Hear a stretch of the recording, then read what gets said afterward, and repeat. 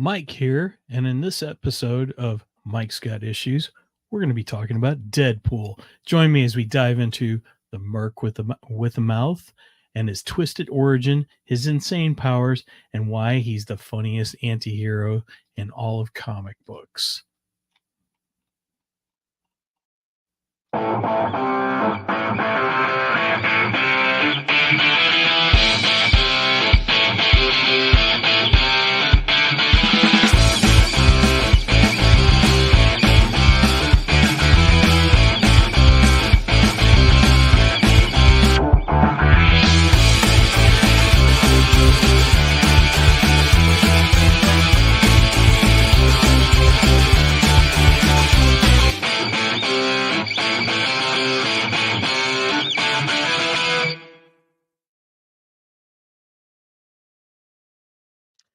So, Deadpool has captured the hearts and the funny bones of fans worldwide with his unique brand of humor and chaos.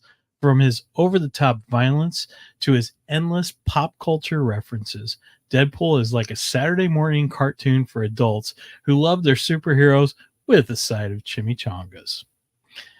So, Deadpool's first appearance would have been in the New Mutants comic back in 1991, number 98.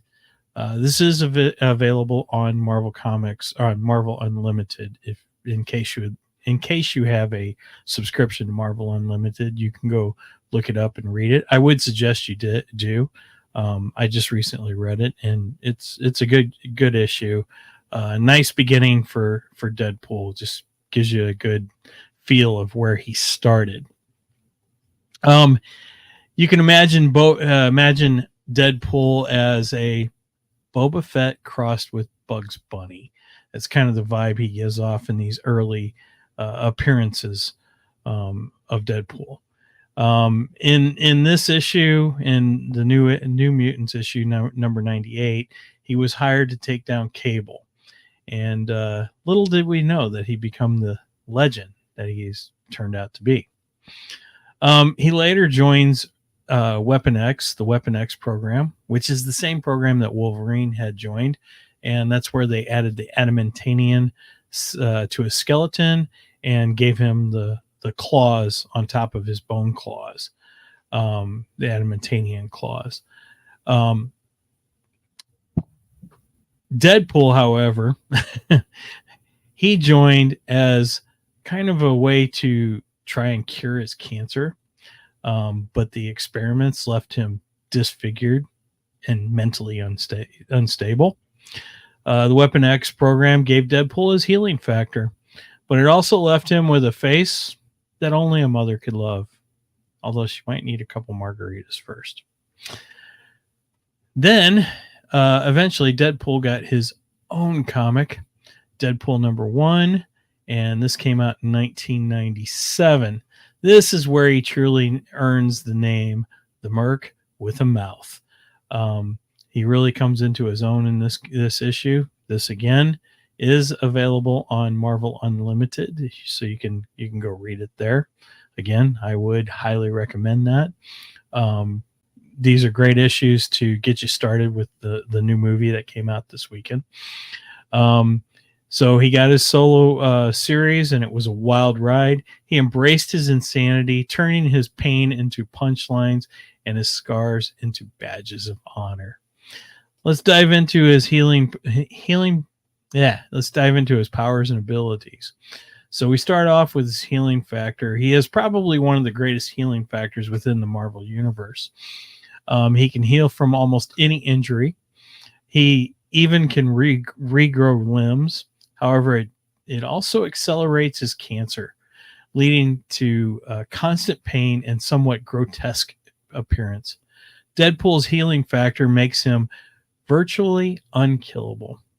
He's been shot, stabbed, blown up, even decapitated, but he always bounces back with a quip and a new scar to show off. His superhuman abilities would be his enhanced strength, his speed, his agility, and reflexes, making him a formidable fighter. Deadpool isn't just funny, he's also incredibly dangerous. He can go toe to toe with some of the strongest characters within the Marvel Universe, thanks to his enhanced abilities. He's a master assassin. He's a master assassin, a swordsman, marksman, expert in various martial arts. Deadpool is a one-man army. He's a master of multiple weapons and fighting styles, making him a nightmare for anyone who crosses his path. He also is known for breaking the fourth wall. Now, Deadpool isn't the first character to break the fourth wall within the Marvel Comics universe. I believe She-Hulk was probably the first one. However, this is one of the aspects of the character that has become super well known throughout the comic books and adapted into the films. He knows that he's a comic book character, and he often talks to his readers and commenting on his absurd situations. This is where Deadpool truly breaks the mold. He's not just aware of the fourth wall. He smashes through it like the Kool-Aid man, leaving a trail of hilarious meta commentary in his wake. His adversaries include Wolverine, their first brawl being in Wolverine number 88. This has recently been reissued as a facsimile edition comic, and you can probably pick it up in comic book stores today. In fact, I just did today. And again, highly recommend this. Read through it. It was a great issue.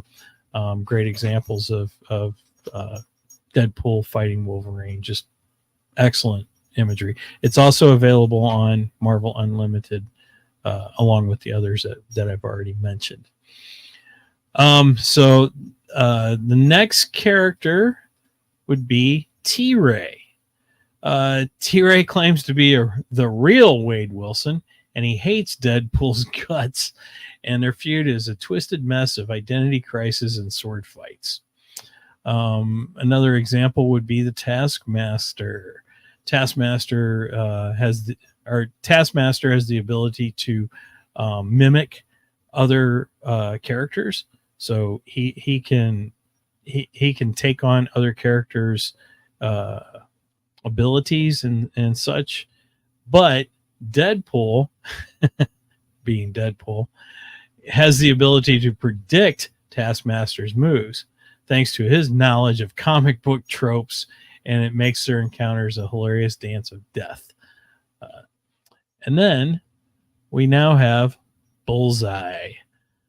These both Deadpool and Bullseye are experts in they're both deadly accurate experts.